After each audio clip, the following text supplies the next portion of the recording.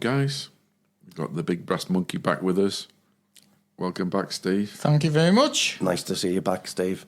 How are you, boss man? A lot better, thank you. Yeah. Yes. You okay, Doug? Very good, thank you. Yeah, lovely. Yeah. So we've got something special for you tonight, and we'll reveal that later. But in the banding world, have we got any snippets, Steve? Well, I think the main thing at the minute that everybody, especially in the third section, is talking around is the latest errata for the 3 Howarth impressions. Oh, yeah. You put that on our Facebook page, didn't you? Yeah. Or our WhatsApp group. Yes, I was just in shock, I was, with it being 7 pages long. Yeah, it was a bit mad, wasn't it? They might have just rewritten it and sent it out, eh? Yeah, I think there's enough wrong notes in it to write another piece. Indeed. So, yeah, I mean, a lot of bands, that's what they're doing at the moment. And you made a good point, Steve. They're probably all trying to find all the mistakes, aren't they? Yeah, I'm disappointed because obviously, instead of the bands trying to make music out of the piece, they've been scratching away, trying to work out what's going on. Yeah.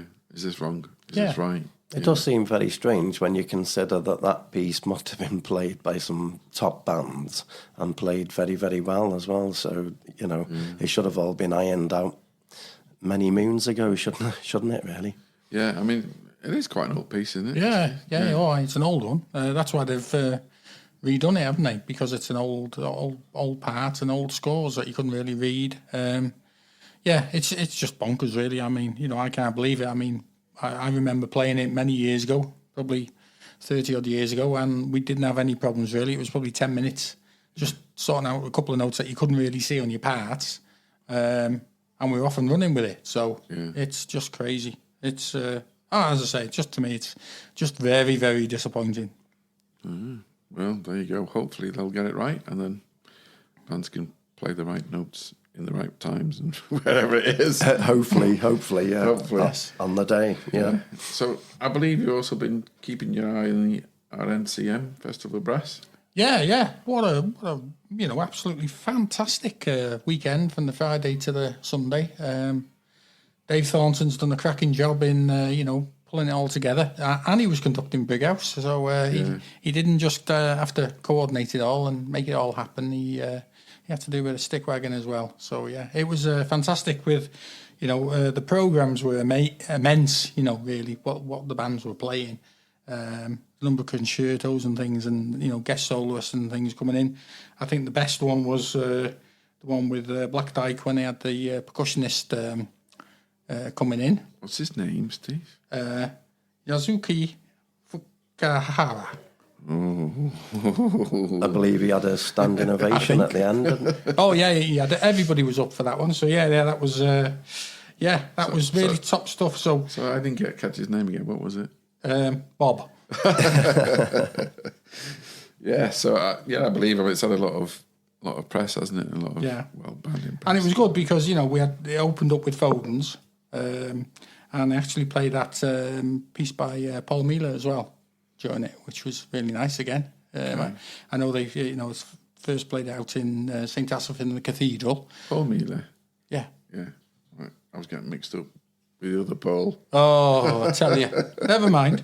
So opening up with that, we had Concord Brass there, Tradiga, the Junior RCM Brass were there, Black Dyke, as I said, Corey's, and it was finished with Big House. So fantastic weekend of banding. What a great advert. Was Tom Hutchinson with Black Dyke or still with Corey's? He's moved. I know he's moved. Is he officially moved now? Because he's done still done a few engagements, didn't he? So yeah, he's moved. Right, okay. Jolly good. So, have you got anything for us, Doug? I haven't this week. I'm sorry to say. Been very busy. We've had a few things for the house on our minds, really. Like what? A new bed, a new oven. You've been spending your money. Don't look so shocked, Richard. Well, spend your money on a trombone, maybe, but I've got a couple of them, haven't I? Have you?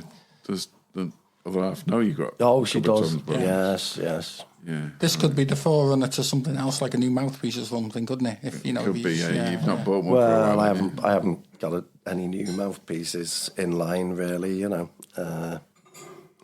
Maybe a new trombone. Yeah, I like the sound of that. Hey, I tell you what seemed very good as well, thinking of practicing. I know you do a lot of that. Have you seen them new practice mutes?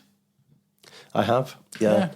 Towman do them, don't they? You know, you can get them on the website there. No, them ones that... all the multicoloured ones. Yeah. Old Mr. Pippin's doing, isn't he? They're the ones. The 3D printed ones. I don't know how he's making them, but they seem to be indestructible.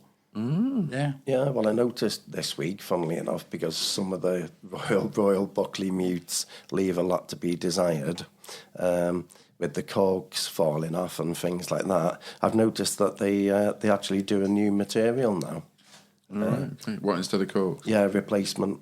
They still call them corks, I think, cork replacement. But like a synthetic thing. Yeah, they're just slightly wider, exactly the same depth and length, but they're about just over 2 millimeters wider. They are, and apparently they're much better. You don't get any squeak like the cork, and they stay in. You know, that's probably because they've been running out of wine bottles, isn't it? Maybe. Yeah. So anyway, that's good. All good stuff. So me and Douglas have been busy. Yes, fair play to you. Doing an interview. We're very privileged to have the company of 2 of our banding colleagues, and we basically grilled them about their careers and their involvement in the Salvation Army, it was really interesting, to be honest, to the extent that we're probably going to do it over 2 podcasts. So we're going to have a listen now to part 1. Well, hello guys. I've got some special guests with us here tonight. But before we start, Boss Monkey has left me and Doug in charge. It's a bit scary. Doug, what do you think?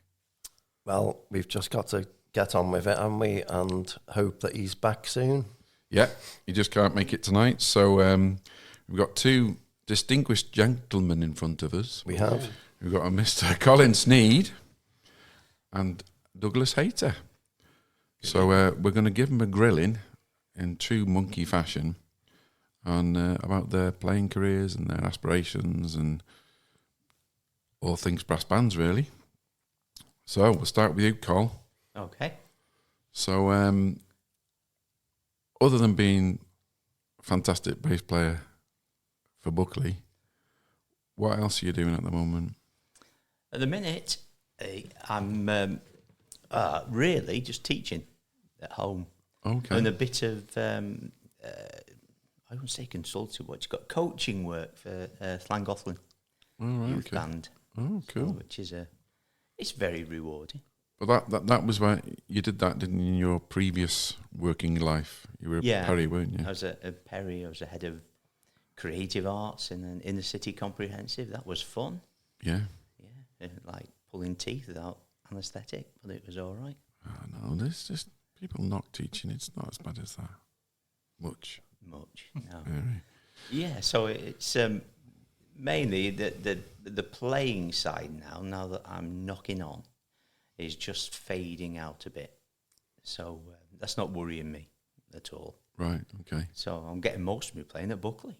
Right, okay. And still enjoying it, that's the main Oh, thing. yeah.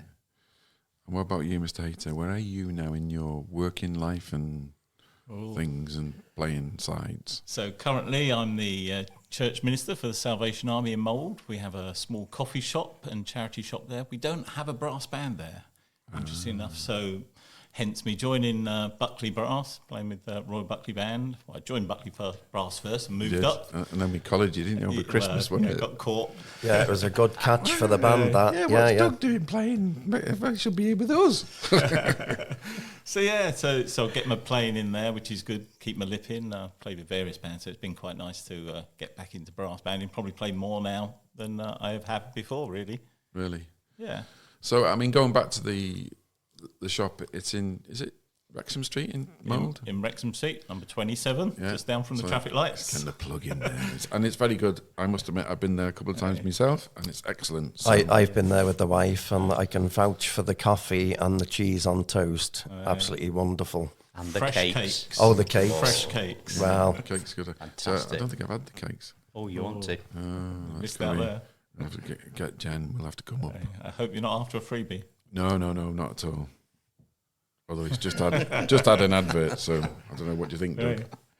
Well, Well, it's great. It's great that you're both here. So, I suppose going off our normal take, it's just really. I mean, you've talked about. I mean, Doug H. You just talked about how you got into brass banding. Yeah. I.e., you want to keep your lip in, and you ended up then coming. But with you, Colin, it's a different kettle of fish, is it? Yeah. Royal Buckley is the first non-Salvation Army band. We use a term now which I think is a bit pharisaical, called outside bands, and I don't think that's right. It should be contesting bands and Salvation Army bands. Okay. But with the Neil Wilcox, who's actually married to my cousin, Hazel, he came to me and said, "Any chance you could help us out?" It always starts that way. this doesn't it? is that's how it always Dangerous starts. words. 2022 was it? Wow. For the aeronauts. Yeah, We yeah. did Yeah. that, and I was supposed to be here for 10 weeks. Was that your first test piece then? Yeah. Was that your first That test was my piece? first test piece, and I Wow. believe Well, when Doug returned to playing. astonishing after a 6-year break. Yes, it was, and I'm just so glad that I got back into it and involved with brass banding again. And So you seen a pattern here called trombonist sticking together? Yeah, I can see that. Yeah. But it came to the end of the 10 weeks, and I went home and said to Kath, my wife, I said, I think I might just go back. I'll have to take the music back anyway. Okay. And that was 4 years ago. Because Kath didn't come with you straight away, did she? No. She So came how did- after that contest. I said, you ought to come along for a blow. Is that how you persuaded her? Or did Yeah. You? So at first she wasn't sort of, over keen, but I think over a little bit of time, she's coming now. She's glad she's done it. Yeah. Well, she's sitting next to Yeah, me. that's Big good. guy. Well, I suppose that's probably the What can I say? that's the big pull, Rich. That's a big pull. And, But I mean, she's doing great. I think so. I think she's enjoying it. I Yeah. think there's times when she doesn't enjoy it, but that's like the rest of us, really, yeah, isn't it? yeah. I seem to remember in one of the recent rehearsals, she actually got a round of applause as well. I think she was the most in tune cornet player on the back row. So, sorry, Richard.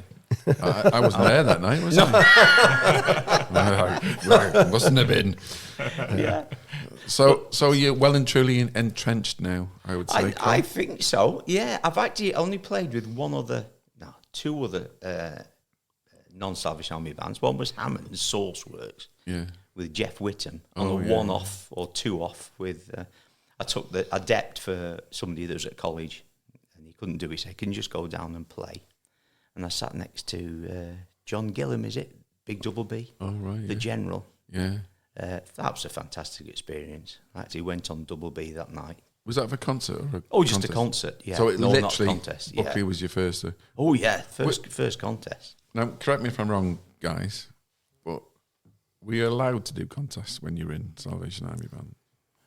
In the days when I joined, I suppose each Salvation Army corps, that's what they call each church, they're all different. They'd all have their own little peculiarities. And where I grew up, it was very much frowned on that you don't play in outside bands. Right, and that that Carl is said that before that phrase. they called it, yeah. Outside of the Salvation Army bands, that because of commitment to being, you ought to be there on a Sunday for this. So, you can't commit to be somewhere else at the same time. Right. So that was part of the reasoning behind that, really. Yeah, so, I mean, I suppose, is it fair to say it's maybe relaxed over the last few years? Maybe? Definitely relaxed. Definitely. But I presume you still got traditionalists in bands who frown upon. Maybe You have everywhere. Yeah, but not that many really these days. I think it's changed going back quite a few years. Where I started, my trombone teacher wasn't allowed to play in the band. Really? She was female, and you couldn't have a female in the band, even though she was principal of the Halle Orchestra. Wasn't allowed to play in the band. So very interesting. Wow. Doug, I suppose on the other side of the coin, have you always, the Salvation Army brass bands, have you always asked players from, let's say, traditional brass bands to come in and play in your band's rehearsals? Because I know recently you've asked me to go to the Connors Quay Salvation Army band, and I've thoroughly enjoyed every rehearsal. Yeah. And really, the pieces that the band are playing, it's at a very, very high level. I was quite shocked, if I'm being honest. It was real edge of your seat stuff, I call it, where you've got to really concentrate to get anywhere near the standard, Yeah, the Salvation Army band, going back in the olden days, 20 years ago or so, we're going back there and beyond. You wouldn't have had any outside band players coming in to play in the Salvation Army, because part of it was you had to become Salvation Army is a church personally, so that was the important thing. And then once you've got your commitment with God right, then you get to join the band. And that was the idea of it. And so obviously you couldn't just bring someone in who might have different principles and Well, I know I've been to your band, haven't I, Cal? Me and Jen have both been. Yeah.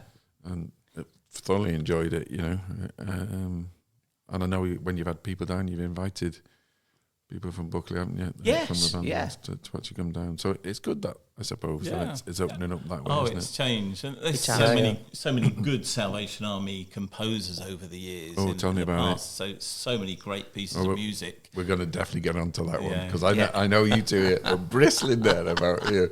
So I know you love some of the Salvation Army stuff, don't you? I mean, I do as well. I think in the early days, Richard, Steve, and myself, the listeners probably already know that we started with a little band called Flint down the road, and when we were youngsters, and we were fortunate to have a conductor that came in quite early, called Gareth Thomas, and he was big Salvation Army, and he would always put Salvation Army pieces on the music stand, and really they do improve your playing no end. It's there's just some great music out there, and we were fortunate really to be playing that when we were quite young, so yeah. I mean, one of my favourites is Peter Graham. Yeah, stuff he does. Another trombone player. Yeah, but you can't have everything, can you? I suppose. I like that. I used to teach Peter. Did you really? I taught him for a week at the Scottish Salvation Army Summer School. He was the only one in my theory class. There you go. Was he any good being He probably knew more than I did then. So that was any good being a random noise generator player? Well, he was. I actually can't remember what he was playing at the Scottish Music School, to be honest. Yeah. But you could tell he was talented. Yeah. Just from then, he must have been about 14.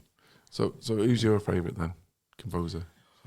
Favourite composer? Yeah. On the Salvation Army side, maybe. I'd say probably these days I'd probably go for William Hymes or Bruce Broughton. Right. Okay. More modern Salvation Army American. Sort of more jazzy style music. I think Bill Hymes, especially, I met him the other week. It was a fantastic experience. But Wilf Heaton, who has written contest music and fantastic piece of music. Yeah, he was stationed in Connors Quay during the Second World War. Really? Yeah, because he was there with my dad. Right. That was the last test piece, contest music. It was the last test piece I played before I went into the Royal Tank Regiment band. Right. With Northrop. Yeah, he's written one of my two favourite pieces. It's a piece called Just As I Am. It's just a small meditation, but it's so powerful. And the other composer is Eric Ball, who again I'm looking to have met and been conducted by. And my favourite piece for me is his Resurgam. Oh God, yeah. They don't write pieces like that. Yeah, I'm with you on that one. Yeah, that is a great one, isn't it? It is. That's the one piece I'd like to conduct.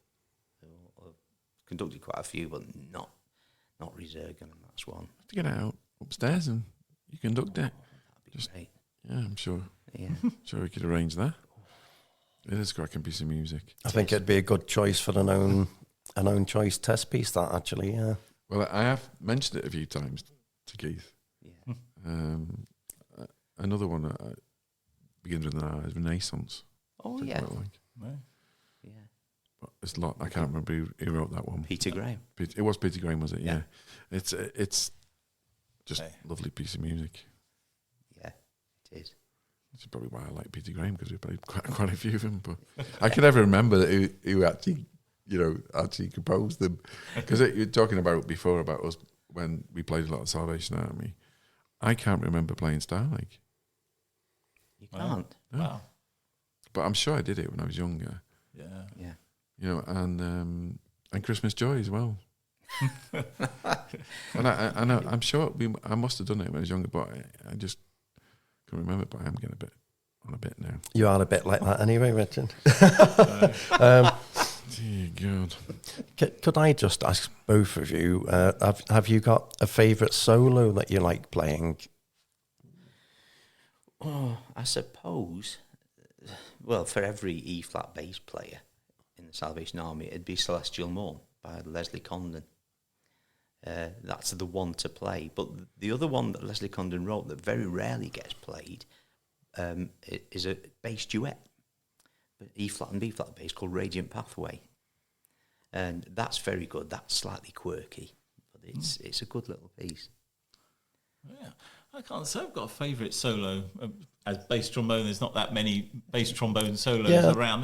There's a few, and played a few. You've bits, played a couple with the Royal Buckley Brass Band, haven't you? And no very well, I must favourites say, on them.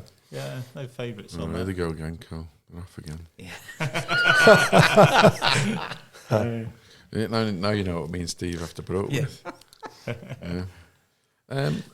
You quite like playing jazz as well, don't you? You mentioned jazz before. Little Is bits. that I'd like to have learnt jazz earlier at a younger age. Earlier at a younger age. Yeah. I know where you're coming from. But do you learn jazz? I don't know. Or do I you think feel it, there's man? a lot of theory for jazz on learning scales, jazz scales and things, which I'd love to have learnt when I was younger and could take them in. These days at this age, I'm not going to take in many of those it's modal scales and things. It's a Yeah. I mean, we play that the Blue Turk, isn't it? Yeah, Yes. Yeah, and is it Dave Clark's 5? Is it? I think. Blue Rondo, no, Blue on Rondo a Turk, Turk. isn't it? Yeah. Who was it that composed it? Oh, Dave Brubeck. Dave Brubeck. Dave Yeah, it's a Brubeck. Brubeck 5, isn't it? I think, isn't it? Yeah. And I love it. Yeah. Because it's almost like you've got to feel it, haven't you? That one, I think. And I think that's the thing with trombone ensembles. Yeah. That when you play in a trombone ensemble, there's so much good jazz style music. And the sound of a trombone section that lends itself so much to jazz. I think. I mean, Definitely. I mean, you're the only instrument in the band, really. The tuba obviously plays in the orchestra as well. Yeah. But it's the only traditional carryover, isn't it, into brass bands, isn't it, from orchestras is a trombone. Yeah. I hate to admit it. Sorry. Basically, the trombone can do most things, and Yeah. But like I always say, I can never understand why a trombone sometimes is out of tune. It's like a massive tuning slide, isn't it? I know, except on the open notes, you can't go any further. I get that, but I mean, generally, I think most of the time it's when players get it into their head to overblow. Really, but any instrument will go out of tune if you do too much of that. It's you never do that, do you? the lip starts to get tired. no, and, me and Doug, we're both quiet trombone players, aren't we? Yeah, we've heard you. Yeah. So coming on to your working career, then, Do you Doug want H. my working career or me where I started brass banding, or where? Well, we'll start with your working career first. Okay. So working career, when I left school, didn't really know what to do. Hated academic lessons, was dreadful at most academic stuff. Very good at maths and that sort of stuff. And very much into art and woodwork and craft and that sort of thing. And my mum spotted just down the road Steinways and Sons. Was just down the road from where we live. So went for an interview tour around the factory there. So you went for a tinkle over there, yeah? Yeah, I tinkled all the way over there. Yeah. And went for a tour of the factory, and at the end of the tour, they sort of said, well, if you want an apprenticeship with us, just turn up in September. Wow. So how many years younger were you then? I was so straight out of school, so just coming up to my 17th birthday, 16. An amazing start, that's... I was going to say, always said, if you want to learn to do something, learn with the best. And so I went to Steinway's and learnt to tune and repair grand piano concert grands. It was... So you did that all your working life then? Yeah, I did 5 years as a technician for them, and then privileged to then change over to the tuning side, living on the edge of London, did all the concert halls and places around London. Worked at Abbey Road and a lot of the... Fantastic. Most of the concert halls. Yeah, very privileged to have that experience working for them with lots of famous people. And go on, spill. Who's the most famous one you've done? The most... So, tuned the piano at Elton John's house. Wow. Worked with Andrew Lloyd Webber. Met quite a few people. Quite a few famous people, just generally. Elton's joining the band on baritone next week. I heard he's going to be tiresome. So that's really interesting. So then, I suppose, in that time you were Salvationist, obviously. Yeah. And then, were you playing trombone then in the Salvation Army? Yeah, so I was playing in the Salvation Army at the time, but found that the work conflict with Steinway's working, especially the concert hall tunings and things. You'd be working early in the morning, doing there's 5 pianos at Abbey Road Studio that needs doing before 9 in the morning. Now they're tuned every three days, so you're really going to check it so it's perfect for recording. They don't want anything slightly wrong. People's paid for a perfect recording, so you have to do 5 before. Then you go off to a customer's house. Then you're back at a concert hall then to tune for the afternoon rehearsal. Then you go back to customers' houses. Then you'd go back to the concert hall to retune the piano before the concert. And then you'd have to attend the concert in case things go wrong, like pedals break or strings break or things, and you have to go and then fix that during the interval. And so you've been to a few concerts then, I would imagine? Just a few concerts. Is it? I imagine things, but is it true that it can? How warm a room is can affect the tuning? Yeah. If it's hot, things expand, so strings expand and go out of tune and contract. So I found that working such a long day, and we only had about 4 or 5 days notice for where you'd be working, which meant it was a real tie for me with Salvation Army band commitments to say whether I'd be there for the weekend when they go away for the weekend, because I wouldn't know if the band's doing a concert or something. I wouldn't know whether I'm available. So I didn't stay tuning pianos for Steinway's for very long, probably about a year. And I changed over from Steinway's over to Blufner's and went and worked for Blufner's as a technician, not actually doing the concert work anymore, which meant I had a bit more control over my working life and my free time as well. Right. So then I suppose you then could do a bit more banding. Yeah, and it was obviously, and I got married at the time, so it's obviously then had time to be with Michelle, and so it was the right thing for us. Sounds great. So I'm going to grill Col now. So what about you, Col? So you started as did you start as a Parry? Is that how you started? A bit before that, I was at the Southport Salvation Army, and we went, the Young People's Band, it was called, YP Band, went on the tour of Scotland, and I was the second baritone player, and I was that bad that all the leaders of the band had a meeting while we were in Scotland to decide what to do with me. Really? Yeah, it was that bad. So when we got back to Southport, they said, we're taking you off baritone. Have this. And they gave me a single B-flat bass. Said, we think you might be better on that. So I went on that, and I thought, this isn't bad.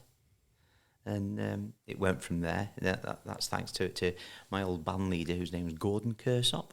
Sadly not with us anymore, but he was the one that initiated me going on to tuba. So it was his fault? Yes, yeah. But in a good way, obviously. Oh, in a very good way. So how old were you then? 12. Wow. Yeah, and he put me on that. So I practiced a bit, and I was lucky to get in the Royal Northern College of Music. And Just that little college, yeah? yeah, it was a fantastic, fantastic 4 years. When I look at the people I was there with, I'm just thinking, wow, it's they've all gone to be principal players in all the orchestras. You need to name him. You need to name him, Colin. He's just done Elton John. Oh, who is there? Jonathan Williams, who's principal horn of the Chamber Orchestra of Europe. Steve Sterling, who's a soloist now. Mark Mosley, again, a trumpet player who was, I believe, rep piano player for Black Dyke when he was 14. Wow. He was a fantastic player. He's a great lad as well, unfortunately. He passed away a couple of years ago, at the age of 63. There's just there's so many. So I was lucky to work with Doug's cousin as well, Dudley Bright. Right. When Dudley was with the Halley, and I did a bit of work with them. So, because my teacher was from the Halley, and so I managed what to get instrument did he play, Colin? Dudley? Dudley, Trombone. yes. I thought principal trombone. I thought it Trombone. might be. All the best players trombone. Yeah, all I can say is about Dudley, he has the most remarkable sound. He has. I remember, I tell you, in my childhood, Dudley used to live literally around the corner from me. Literally 100 yards away, his back garden. And one summer holidays, I remember hearing the trombone play one note for a day. And then the next day, he went up a semitone. And the whole of the summer holidays, he perfected each note, long notes, quavers, crotchets. So it just literally just played one note for a whole summer holiday. That's dedication, isn't it? But his sound, I've listened to a lot of trombone players. Dudley in his prime, I would say I've never heard a trombone player with such a clean sound. Every single note, it's a pure right in the centre. Right. It's one of I was always amazed. I mean, from what you just said, I'm not surprised if he's playing one note a day. Yeah. I know what I'm going to do for my summer holiday this year. I did when I was working with Halley sometime. I did stay with Dudley and Jan for about a week because we were all over the place. My teacher had fallen over and cut his lip right in the middle with some glass, and so he said, "You're going to have to do the work." So I did it for a couple of weeks, but I only stayed with Dudley for a week. But I can remember going with him into the Free Trade Hall when the Halley were in there, and they had a big stone staircase, marble staircase that was like spiral from what I can remember. And Dudley used to go in there. We used to get to the rehearsal about 3/4 an hour before, and he would literally sit there, and the production, that was it.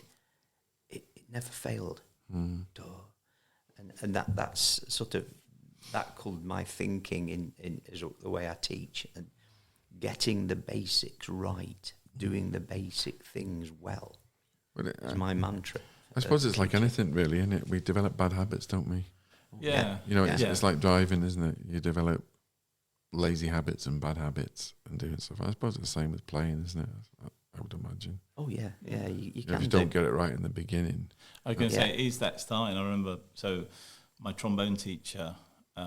Maisie Ringham is her professional name, or married name is Maisie Wiggins. She taught Dudley. I say we all live around the corner from each other, and she's principal of the Halley. And she was very much on your start of your note, and the end of the note is just as important. You know, the length right to the end of the note before the next note stop. You know, before the next one starts, it's right to that point. She got me out some very bad habits when I first started. My tongue used to flap back against the mouth and get a whack, whack sound. And you sort of like, I think I remember spending 1 year with her where I wasn't allowed to use my tongue for any notes. Wasn't allowed to tongue any note. I just had to Right. all the pieces, whatever it was, whether quavers or semi-quavers or what it was. And just to get me out of that habit, and it's having those principles right from the start. One thing that she said to me was, if you're going to play an instrument, work on the sound, because as much as you can play fast, if it sounds horrible, nobody wants to hear it. If you can play slow but beautifully, everybody wants to hear it. And that's the thing, it's getting a good sound. What a is the tip that is. priority. What a tip that is, isn't it? You know. Yeah, you're going to take that then, Doug? Well, I know it sounds daft, but I already have, because I picked up a trombone recently, and Doug went with me to the shop to get it, and I played some long notes that Doug listened to on a few trombones there, and he said exactly that. He gave me that piece of advice, and I do feel as if I'm getting a much bigger, rounder sound now than I've ever had, really, on tenor trombone, because, of course, I started off as a bass trombone player when I was a kid, and mainly played with Northrop. But, yeah, I would definitely say on tenor trombone, I've got a better, rounder sound now than I've had in many a year, really. And it was Doug's advice, really, about that's what you want to concentrate on, the quality of your sound, as opposed to, you know, picking it up and trying to play fast stuff before you've even warmed up, you know. Yeah. Yeah. So thank you very much for that, Doug. So there you go. Pass on what I learned. The check's in the post. No. Yeah. So, I mean, going back to, I suppose, with what you've just said, Cole, you know, that was an important bit. You learning that, you then took that on to teach many kids, I suppose, and many adults alike. Getting back on to what you said before, after I've been to the Northern, I got a job straight away in Coventry as a Perry when the Perry services were respected. Yeah. Basically, we were all salaried. We were paid as teachers. And we went then, and something happened in the second year I was there. That I don't know if you've come across this name. There's somebody that wrote a book called The Art of Brass Playing, called Philip Farkas. He was the principal horn in Chicago Symphony Orchestra. And my boss, Brian Chappell, who was a fantastic influence in Coventry, he was also the chairman of the National Association for Brass Teachers in Education. And he managed to get Philip Farkas to come over to do a national sort of talk at a national course, and then he persuaded him to come to Coventry to talk to some kids. And then the day he came up, Brian's wife went into labour. So Brian said to me, "Can you take Philip Farkas out to lunch and then get him back on the train to go to Birmingham because he's getting his flight out?" So I actually said, "Yeah, I'll do that." So I spent about 3 or 4 hours with Philip Farkas over lunch and driving back. I drove him back to Birmingham rather than put him on the train at Coventry. And we were talking about brass playing and embouchure and physiology. And it just all sunk in. And I've picked up a lot from that. Those 4 hours were very... After what I'd been through with Stuart at the Royal Northern, the stuff he taught me is incredible. And John Fletcher... also, we had a few times with John. And the thing about John, I think I've mentioned it in Buckley now. When people warm up, you get people that'll get their instrument and they'll immediately start playing and they'll start doing these, and they'll try to hit the stratosphere. Mm. And he said all they're doing is perfecting their own faults. Mm. Stop doing it, Doug. Yeah, you should do your long, low notes. And he said, playing long notes and nice, easy lip service is like putting money in the bank. Well, I suppose it goes back to what Doug Hayter was saying, wasn't Brilliant it? advice. It's all to do with sound. So, I mean, for both of you, that was your sort of, I want to say, sort of musical careers or starting to be musical careers, wasn't it? Yeah. And then that you've had obviously highlights and lowlights, but a lot like the rest of us, really, I suppose. Yeah. I was going to say, I was sort of thinking back to where I started. Started on cornet. What? In a Salvation Army Young People's Band. Started on cornet. Very simple instrument. Had a few lessons, and then after a while went and joined the YP band. They're the Young People's Band. The first week they I suppose my claim to fame is the first week they sat me above David Dawes, who was actually at our Salvation Army. And they sat me for the first week, and then second week they realised they got that wrong. And pretty soon after that, they took me off a cornet because it was such a dreadful sound I was making. I'm sure it wasn't. Yeah, so that's like, so I went on to trombone. Privileged, like I say, to have Maisie teach me. She was a fantastic teacher. And so in our infant school, both me and my cousin, not Dudley, his brother, his younger brother, Julian, we were born a week apart. Julian Bright, another fantastic cornet player. Sorry, you say cornet player? Yeah, strange, isn't it? I thought I'd mention that. But yeah, so we both played at the school, and I remember school assemblies, they'd bring out some music and say, well, you can play for this, and thinking, okay, and they'd give us the piano part, so we'd have to learn. Started very young, learning to transpose, put everything up a tone, reading everything just above. So went on to trombone eventually, and went up into the senior school. And while I was there, went to a summer school, and Maisie said, "Oh, you come play with the big orchestra for this." Went along, and they were doing Zarathustra. Sat me right next to the timp, and they said, "Oh, by the way, the music's all written in bass clef." Now, having learnt tenor trombone in a Salvation Army band, I only knew treble clef. So she said, "It'll be all right. You do the same sort of transposing thing, except for instead of putting it up a line from where it is, you go down. If it's on a line, you drop down 2 lines and just change the key singing. It'll be fine." So have I realised something here, Doug? I started off on bass trombone and then learnt treble clef and moved at times up to tenor trombone, but you started on tenor trombone, and now you're a fantastic bass trombonist. So it's you moved the other way. Have we got it the right way round? I don't know, really, but I think we probably I'm your have. yin to your yang, or whatever it is. Is that right? I wouldn't call it that. There's a podcast I can't say. Yeah. Interesting they sat you by the timps, though. How do you find that? You're by the timps now, aren't you? And I was only a little kid, so the timp was literally level with my eardrum. And All I'll say about that is basically I don't think I heard the timps. All I hear is Doug. Well, I mean, that's really good, isn't it? So, I mean, I presumed you were down south then, were you? Down south, living on the edge of London, living in Harrow, Wealdstone at the bottom of the hill. So. Yeah. But it was a good area being so close to London. We had joined the North London Youth Band, part of the Salvation Army for that area. At the time, the conductor was Ray Stedman Allen. He used to come to band practice in a string vest and a knotted hanky on his head. Is how he used to do band practice. Yeah, and that was a very good youth band. We had various conductors. Todd. Ray Todd. Ray Todd took over as the bandmaster, and the band just became fantastic. It was really, really good.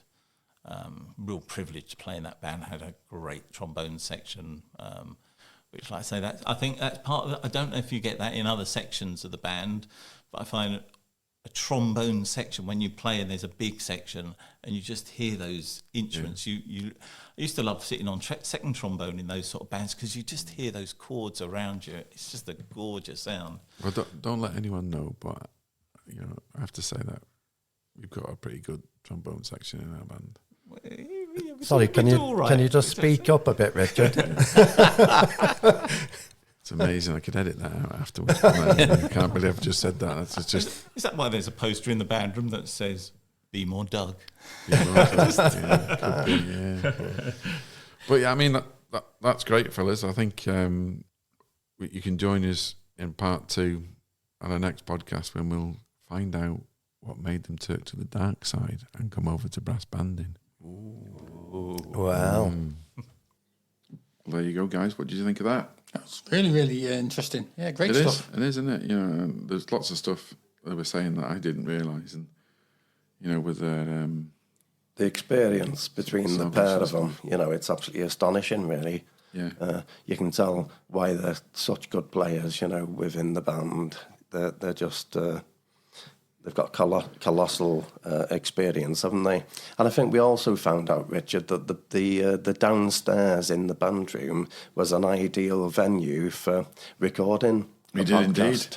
Because, we did indeed. you know, it was great. So we might have to move to there permanently. Bit cold though, wasn't it? well, we can always take a heater next time and get the band to pay for the heating, can't we? You know. Oh, yeah, good luck there. Anyway, that was that. So you can join us in a couple of weeks' time for part 2. Well, guys, I nearly forgot. After me and Doug did the interview, Doug Hayter texted me to say that he got it wrong with Peter Graham being a trombone player. He actually thinks he's a trumpet player. So there you go. So I think that's it for now, guys, isn't it? Unless we've got anything else. Yeah, that's it. So thank you very much. And we'll, again, thank you again for all your support. And it's a bye from me.